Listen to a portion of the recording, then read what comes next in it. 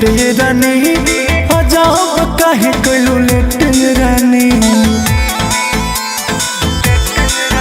हर mummy से तू कइले रू भेंट ये रानी अजाब काहे कइलू लेट रानी। नैहरे में पहिले होता छठ कहतिया माई करे के बरत बानी यही से जुगड़ रहे में असुरख दे दे के बाबीचार राजा जी हमार आजा नई हरवे में असुरख दे दे के बाबीचार राजा जी हमार आजा नई हरवे में।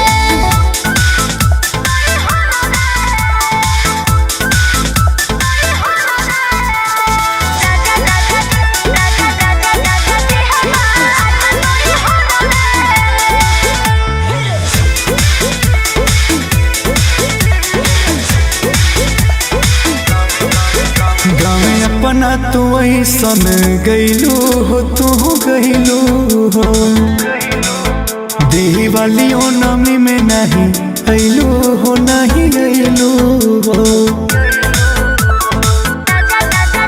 गाँव अपना तू ऐसन गइलू हो तू गइलू हो दिवाली नमी में नहीं अइलू हो नहीं अइलू हो।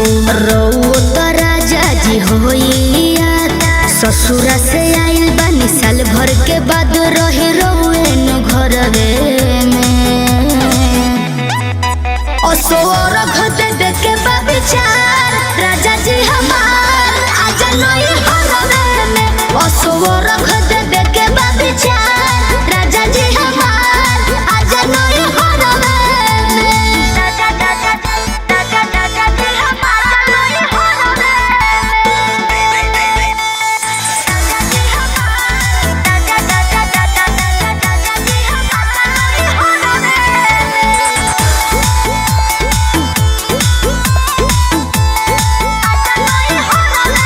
ठीक बापू जानिक से बीतैहा हो तू बीतैहा हो बाकी छठ के बिहान चली अइहा हो चली अइहा हो।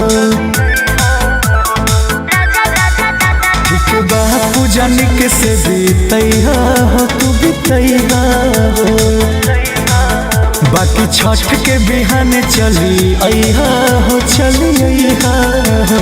गर्दा अंकुश बात कहनी निमन सबके बलम मिले रौरे नियन खुशी देनी है अरवे में असुरख दे दे के बाबीचार राजा जी हमार आजा नई हरवे में असुरख दे दे के बाबीचार राजा जी हमार आजा नई हरवे में।